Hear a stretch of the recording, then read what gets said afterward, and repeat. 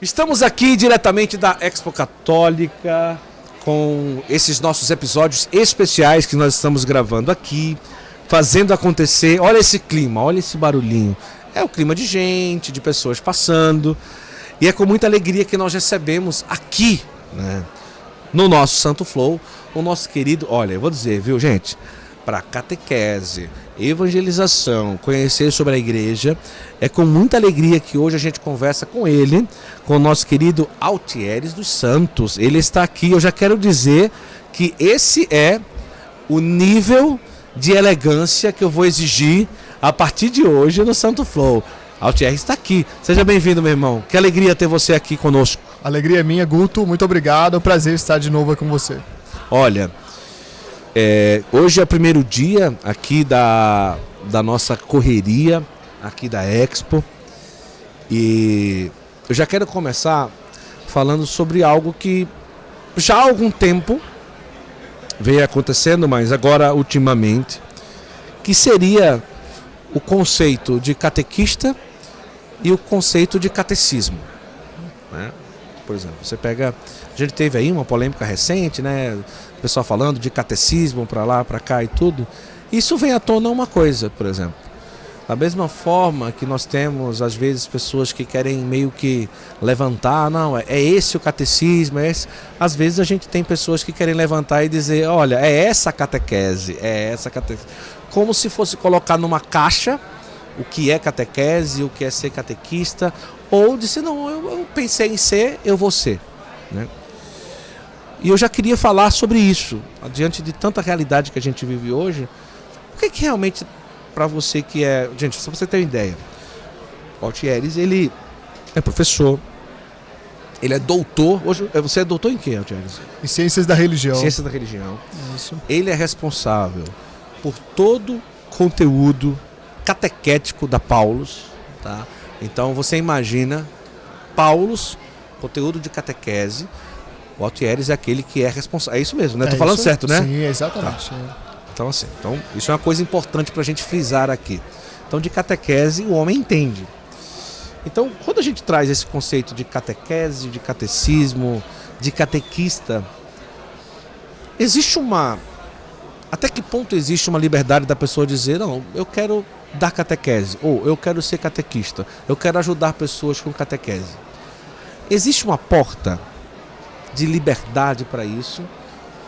Ou a palavra não seria liberdade, ou uma porta de da pessoa ter esse caminho, ou se ela assim quiser viver, ou precisa realmente ter características, ou conceitos, ou realidades que realmente chancela o que a gente fala sobre catequese?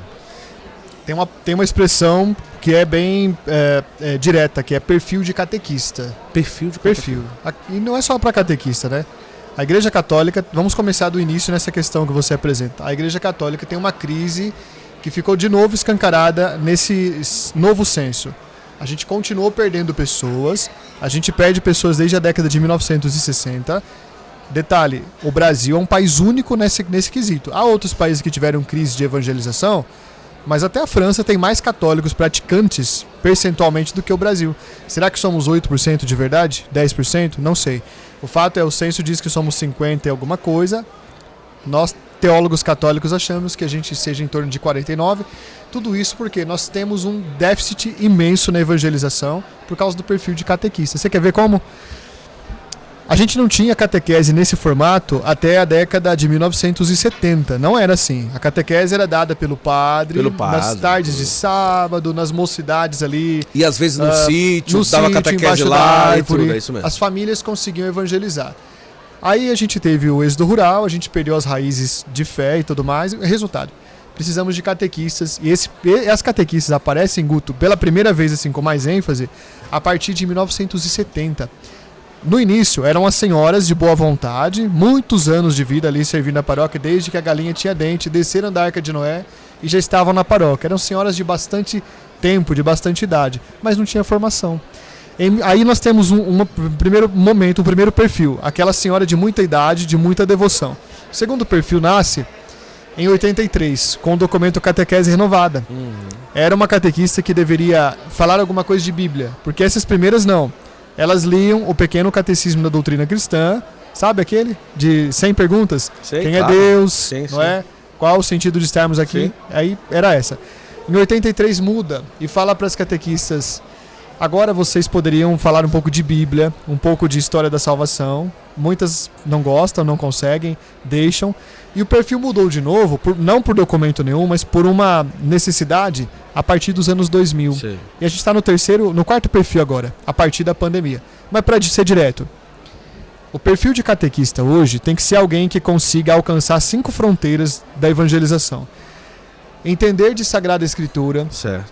conhecer de Sagrada Doutrina, que é catecismo, ter conhecimento de estratégias de comunicação, que isso é muito importante e básico, conhecer de psicopedagogia catequética, o processo de formação da pessoa, e também ter um conhecimento, além dessas áreas aqui, ter um conhecimento também em aspectos de metodologia e didática. Ou seja, Sim. eu traduzo isso como: qual a embalagem que eu vou colocar a mensagem do Evangelho? Certo. Qual o papel de presente? São essas 5 fronteiras, 5 partes, 5 dimensões que compõem um perfil de catequista muito alinhado com o que se espera no tempo presente. E para finalizar essa primeira questão que você traz, já vou dizendo uma coisa: não é fácil ser catequista, viu? Puxa vida, eu sou catequista também, não é fácil. Diz o irmão Nery que ser catequista é uma obra do Espírito Santo. E é um trabalho exigente, a qualificação tem que ser bastante elevada, e a gente não encontra muitas vezes suporte, seja na paróquia, seja na diocese, para que isso aconteça. Por outro lado, essa mentalidade que ainda está paralisada no primeiro perfil, de quem ensina com perguntas e respostas, ainda é muito forte. Então, resumindo, estamos num momento bastante delicado hoje. Agora, no final do mês de julho, vai ter um evento. Eu vou falar daqui a pouco sobre isso, não vou falar agora. Mas você viaja há quantos anos ajudando aos catequistas? Há 16 anos. 16 anos, né? Sei lá, quantas paróquias será que você já conseguiu atingir? Só para trazer um número aqui por cima, assim, sei lá. A gente pode pensar em umas 50 por ano, então, né? A gente pode ter um número alto. Eu acho que ultrapassa paróquias e dioceses que eu já fui. Eu acho que eu ultrapasso seguramente as 800 missões. Caramba! Seguramente. Isso é muito forte. Então vamos lá. 16 anos, então nós estamos falando de uma década. Você entrou agora há 6 anos em uma nova década fazendo esse trabalho. Que com certeza isso vai trazer também como temática sobre o evento que a gente vai falar daqui a pouquinho agora para os catequistas do Brasil inteiro. Desses 16 anos, tipo, os primeiros 10 anos, as dores não, mas os desafios relatados pelos catequistas, eles são parecidos com os de hoje. E se nessa conjuntura toda desses 16 anos, o que tipo, nem era se falado e hoje se fala, e que precisa ser um fator agregador para uma pessoa hoje ser um catequista? Olha, muita coisa mudou nesses 16 anos. No início da década de 2020, por exemplo, aliás, corrigindo, no início da década de 2000, o perfil de catequista ainda era alguém que não era completamente alfabetizado, eram pessoas magníficas, maravilhosas, nossas catequistas, tiro o chapéu para elas, e elas operavam tirando água do pó. Era assim que elas faziam, porque não havia facilidade de encontrar livros, não havia caminhos de formação, as dioceses não promoviam muita formação, nada. Aí por isso tudo não havia como exigir muito. Aí, desses anos, o que mudou foi que a partir da pandemia a gente foi obrigado a se qualificar melhor, porque aí todo mundo acabou percebendo há um caminho para a formação. Eu viajo, por exemplo, agora eu vou para Goiás, o interior de Goiás. A semana passada estava no Piauí, na outra semana em Minas, né? Na outra semana depois em Brasília. Em muitos lugares, mesmo nos grandes centros, não havia facilidade de formação. Hoje tem. Hoje você pode dar uma palestra, você pode se qualificar mais, você pode criar uma mídia para fazer isso. Então a questão hoje é a seguinte, Guto, que acho que é a questão de todos os padres e bispos que trabalham na formação também. Como que a gente consegue fazer as catequistas, e eu digo as catequistas porque nós estamos falando de 99% das pessoas envolvidas, tem homens também, a minoria, mas como é que a gente consegue fazer com que elas façam o básico, façam o nivelamento aí? Como é que lê a Bíblia e o catecismo, que é o básico, sabe por quê? Se não fizer isso, vai ficar patinando, e aí no outro ano seguinte, a formação que tiver, ainda vai ser sobre aquele mesmo tema, repisando. Sim, sim. Qual o efeito disso? A gente cansa as catequistas que já estão há bastante tempo escutando a mesma conversa que não avança, e a gente desanima as novas porque falam, é só isso. E aí que está o problema. A teologia católica é fantástica, é riquíssima, é fascinante, é esplendorosa. Mas nós temos esse gargalo de comunicação hoje. Então, é isso. Estamos com essa dificuldade. Agora, gente, no final do mês de julho, né, mais precisamente aí, inclusive as inscrições vão acontecer até o dia 23 de julho, tá? É o evento que vai acontecer agora, no último final de semana de julho, não é isso? Exato. Então, o Padre Joãozinho vai estar lá, o Altieres vai estar lá, vão ter várias oficinas e esse evento aí ainda dá tempo de todo mundo participar, inclusive num valor praticamente assim, simbólico, né? Pode-se falar, não é? A inscrição é uma inscrição acessível. Mas o que é que vocês estão pretendendo aí? Eu estou vendo que a gente pode trazer algo sobre os 5 sentidos da catequese, como evangelizar no tempo presente. Pelo que eu entendi aqui, vai ser tipo um encontro uma manhã inteira. O que é que vocês pretendem aí através desse evento que vai acontecer agora no final de julho? O tema central do simpósio, que é o Simpósio Paulos de Catequese, é evangelizar no tempo presente. E uma das coisas que a gente vai abordar para quem estiver lá, a gente vai ajudar a refletir sobre a crise da evangelização católica. Sabe, não é possível que a gente ainda continue, mesmo continuando perdendo pessoas, a gente continue tranquilo, dormindo em paz. Eu penso que muito bispo, né, muita gente deve estar, leigos e clérigos devem estar incomodados com isso. A gente fez um esforço grande nas últimas décadas, nas últimas 3 décadas, para reverter isso, mas tem uma base que tem os pés de barro, é a catequese. E quando eu falo isso para nossa querida catequista, nosso querido catequista que está ouvindo, não é jamais para diminuir o trabalho meritório. Olha, Guto, eu vou te falar, viu? Rodando por aí eu vejo cada coisa, olha, inacreditável. Desde gente que pega a sua canoinha no início da manhã para chegar 2 dias depois lá numa ilha para dar a catequese para 3 catequizandos, até a catequista que consegue trabalhar horas a mais lá na sua metrópole para chegar no dia da catequese e conseguir cedo para alcançar. E gente que tira dinheiro do bolso para evangelizar. É verdade. Já é muita coisa. Mas a questão tenho a percepção, e acho que muitos teólogos concordam, que falta uma linha mais clara, falta uma cultura de missão nossa. Nós não temos algumas coisas. Em geral, a gente não tem meta na evangelização, a gente não tem métrica e a gente não tem feito avaliação. Tem muita coisa boa surgindo, mas essas coisas ficam um pouco soltas, um pouco ali perdidas. Então, nesse simpósio, a gente vai tratar dessa crise, que é um pouco da falta de rumo, mas também a gente vai tratar de 3 coisas que devem estar incomodando muita gente. A primeira é essa, a gente pode chamar de implosão institucional.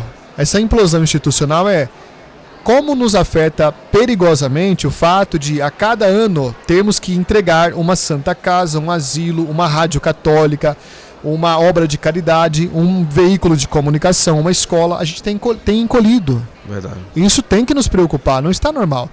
Aquela conversa de que a quantidade não basta, basta a qualidade, isso aí não é uma conversa muito séria, viu? Isso é coisa de quem não está olhando direito para o problema, está tentando colocar um pouquinho de a gente vai resolver. Quando? Que dia? Tem que ter mais clareza. A segunda questão, além dessa implosão institucional, é o ponto sem retorno. Maria Clara Bingemer, grande teóloga católica, já havia mencionado isso em artigos, com outro nome, ela usou outra expressão, mas para dizer que, e outros concordam também, tá? Outras pessoas que estudam aí a demografia brasileira concordam que, se continuar como está, nós seremos um grupo, já somos recessivos, mas nós seremos um grupo pequeno na sociedade brasileira até 2030, a gente vai ser menos da metade. Diz o censo que somos algo como 55, 56, a gente não concorda, eu acho que já somos 49% para menos, mas a gente tem caminhado para ser uma minoria cada vez mais encolhida. Então esse ponto sem retorno é o momento em que, se a gente não fizer nada para resolver a evangelização agora e formar bons católicos nessa geração de catequizandos, corre-se o risco de não termos condições de chegarmos bem até o século 22. É aí que está a questão. Terceiro ponto, planejamento de longo prazo na evangelização. A gente passou quase 400 anos com 6 arquidioceses ou dioceses no país inteiro. Até que o império foi derrubado, infelizmente. A igreja estava muito atrelada, numa situação muito difícil, infelizmente. E aí, de repente, tivemos que correr atrás do prejuízo em toda a primeira metade do século XX. Mas a gente está com muitos pontos aí, muitas áreas de sombra. E a gente perdeu um pouco a mão de evangelizar. Tem que reconhecer isso. Parece que a gente não consegue. Olha só, Guto, perdemos sucessivamente o operariado, perdemos os intelectuais, perdemos as classes abastadas.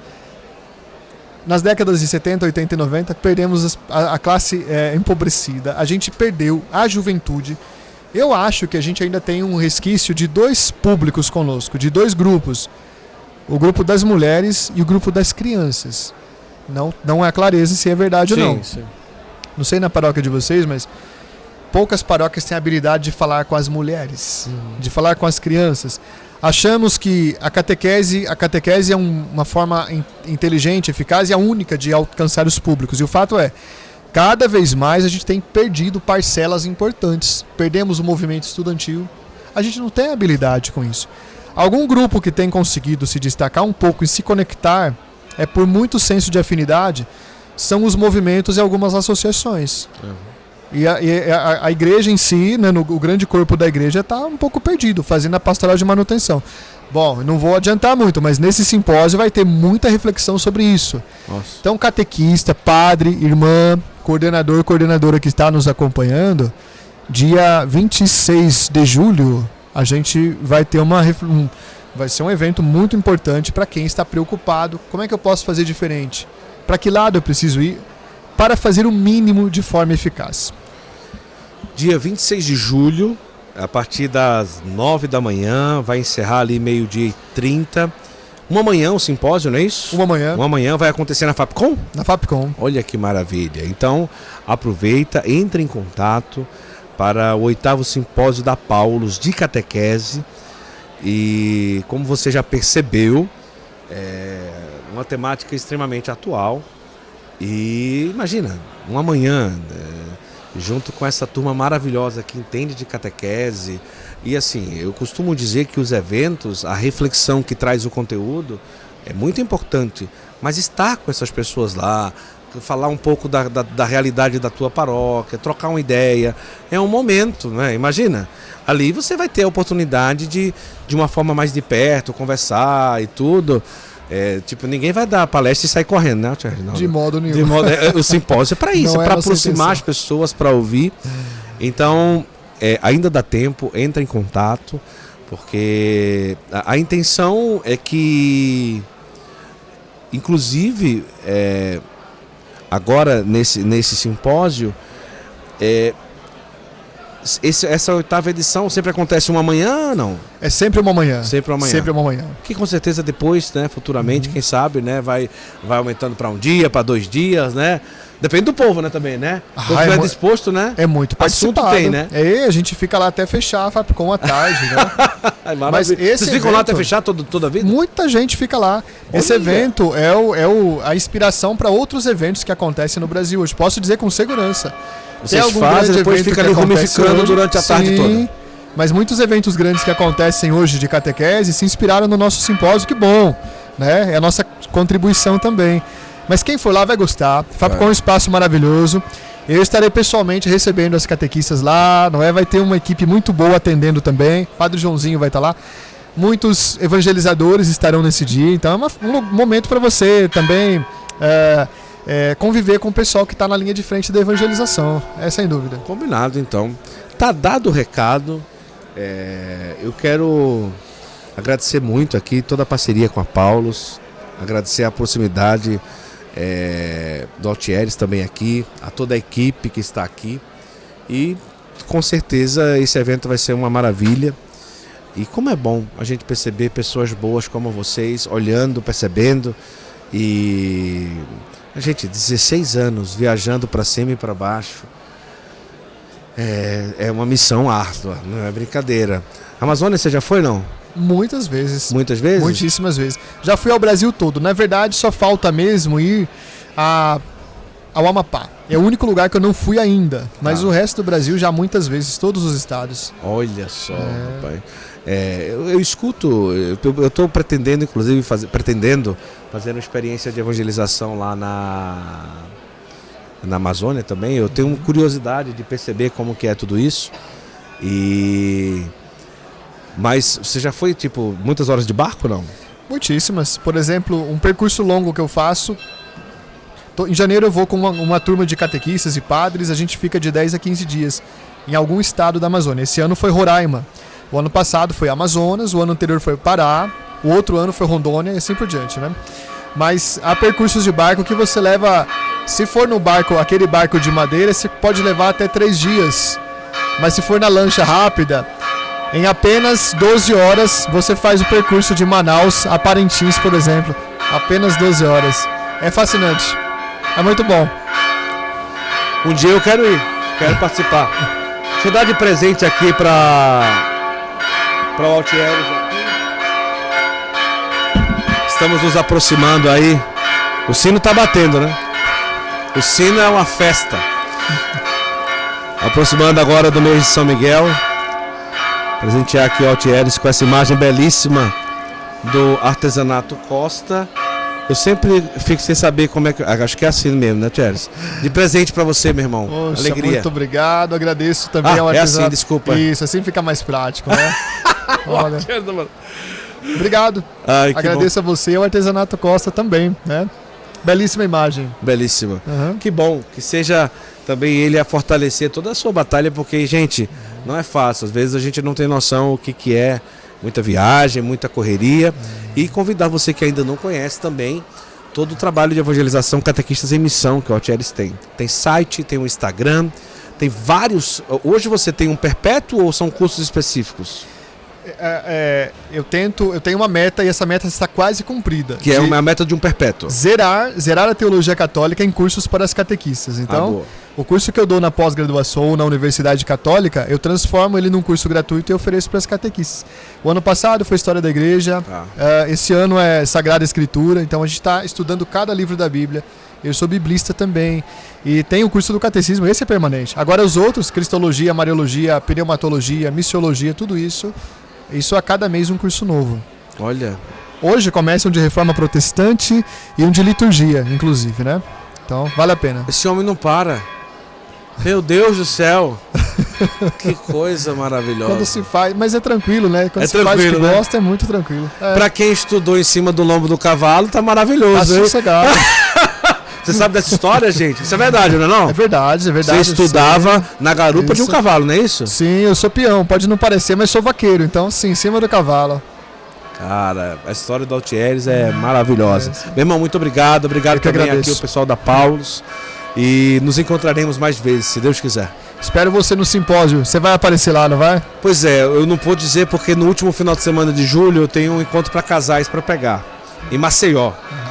Mas estaremos juntos na missão. Você lá e eu lá do outro lado, mas todos unidos com a mesma alegria, se Deus quiser. Excelente. Obrigado. Excelente. Deus abençoe. Doutor. Gente, vai lá. Corre para fazer a inscrição. Aproveita que ainda dá tempo.